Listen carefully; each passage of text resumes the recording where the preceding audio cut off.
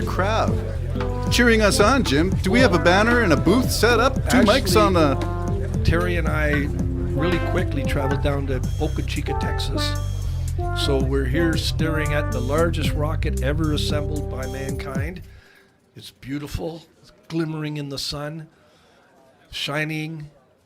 Stainless steel. 400 feet up there. It's like my Gillette Atra 4 blades, stainless steel, the same stuff. I know I need new glasses. I didn't realize. Yeah, you were staring at my razor blade. Stainless steel, Boca Chica, SpaceX, Elon Musk. 33 Raptor engines ready to go. What do they say? Light that candle? Yeah, and when it goes, man, all they can guarantee is excitement. It'll be exciting. That's all Musk can guarantee. Yeah, excitement. So we will not be there, but I'll tell you if they are going to do it. I was going to make this offer to you. Come over and we'll just closet down with a pot of coffee and wait for this if it does happen. I may take you up on that. The only problem I have with that, and you know how things work at Boca Chica. They close the highway from 7 in the morning till 12 midnight. And sometime. And it may go off or it may not. They don't tell you exactly. Yeah. Or it might get delayed or paused. I mean, they just stacked the Starship on top of the rocket.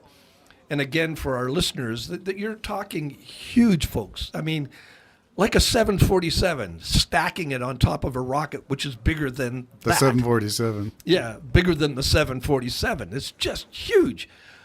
But somebody didn't untie a cable. So they had a rope hanging down from it. So they had to unstack it, bring it back down to untie the cable because the rocket's too high to reach with any other way.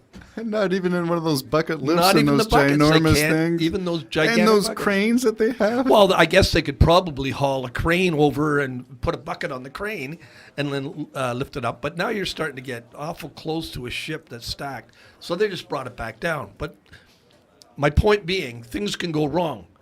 And this way, who was the doofus that didn't untie the stupid rope? Oh, the poor guy is probably hiding from his fellow employees. Whose job was that? Let's go through the checklist. What I like is that they can unstack and stack, and it's probably, I'm going to say cheaper, easier to manage than getting a crane, bringing it in and doing it. Oh, yeah. I mean, once this system is developed, it's going to revolutionize space travel. I mean, it's just going to revolutionize space travel. There's a huge ship they're going to be taking to the moon on the Starship. It's already been commissioned to take it. The Starship will land, and this rover will come out of the Starship, but it's huge. It's like 10 tons or something. The rover within the Starship. Within the Starship. And they're going to take that to the moon. They've already been, the contract signed, some of the money's been given. So they're going to be doing that, I think, in 2024 or 2025. Wow. And it's a company that's built this rover type of thing. And they've asked Starship to be responsible for landing it on the moon. So before you and I pass away, God willing, if we just have a good, nice old, we're going to be seeing coming and going. Clink, clink. Yeah, we're going to be seeing. Before we pass away, we're our last going to be coffee. seeing coming and going from the moon. It's going to become common. The Jim and Terry Show, coming to you from the Hobbit Hole Studio in Bob Cajun, talking about all things SpaceX and moonward bound, Mars bound. Moonward bound. Oh, yeah. I wish I was. Is this part of your 9-minute song? Anyways, so what they're going to be doing, folks, they're going to be launching this rocket probably within the next 2 weeks. I think they're having a dress rehearsal either this week or early next week. Yeah, the tentative launch date that I read and sent to you was April 17th. Yeah, that's like Monday. Okay. No. Well, this is Tuesday or something. Yeah. So anyways, that would be great, but I think they need a dress rehearsal first, or what they call it, a wet dress. A wet rehearsal. But what they're going to be doing, they're going to be launching the most powerful rocket in the world, is 33 Raptor engines, more engines than has been ever fired up. Even the Russian one, which failed, They tried 3 times and gave up. They couldn't launch a rocket that big. Bigger than the Saturn, twice as powerful than the Saturn rocket, twice as powerful than the Artemis rocket that went up. So I'm excited about it. Now the plan is, please clear the tower. Yeah, just don't blow up on the pad. On the Get pad. over the Don't- pad, yeah. then you can do whatever you're going to do. Well, because it's also so intricate that they call it stage 0, which is the launch table for this thing, which is 80 feet in the air and huge in itself and very intricate. It's got a lot of the things that other rocket companies have in the tower or in the rocket. This is there.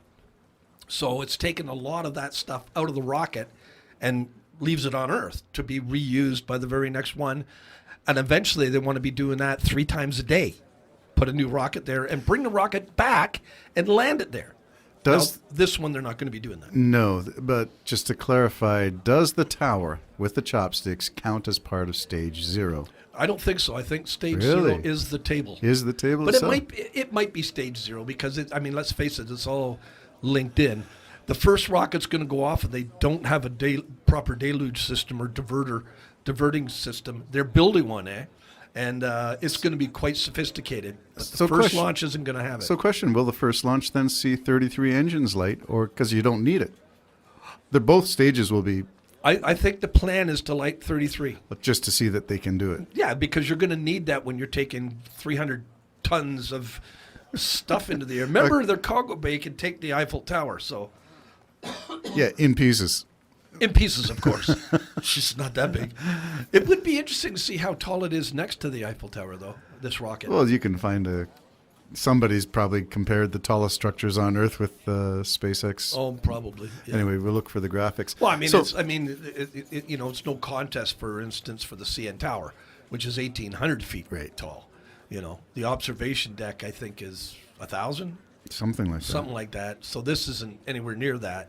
But as far as rockets are concerned, it's a mother. 35 stories, something like that. Elon Musk doing his thing with SpaceX is doing better with SpaceX than with Tesla or with Twitter. Well, I think the Tesla thing is just the initial customers have just run down. I don't think there's anything. Twitter's another story, but I think Tesla is fine and dandy. But Tesla, I'm referring to that because I watched an economics report yesterday that showed the share of EV from Tesla 2 years ago was like 50 some odd percent, 60% of the market. It's down to, I forget, less than 30%. That's because other people have come on Yes, board. which is part of the whole thing. Which He you can drove. thank He Musk drove for them. that.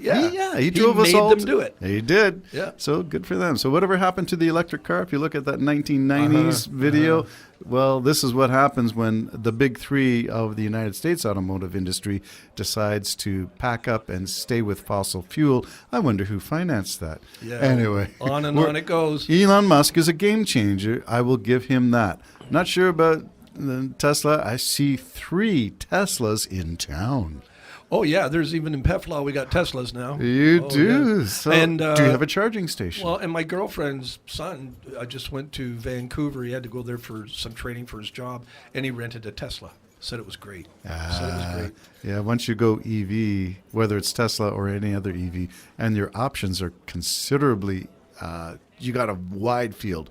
Everybody's producing EVs. My question was always of batteries, but we'll get onto that. Let's stick with going to Mars and talk about the moonshot and talk about a Canadian astronaut. Yeah, doesn't he look like really right out of like Buck Rogers? He's got the clip in the He does. He's got a chin and- little chin dimple. Yeah. And I went, oh, man, that guy looks like the typical American.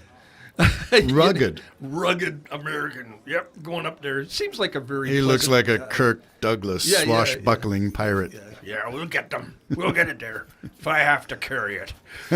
I don't know his background. I haven't even got his name off the top of my His head. first flight. First flight? He's a scientist, I believe.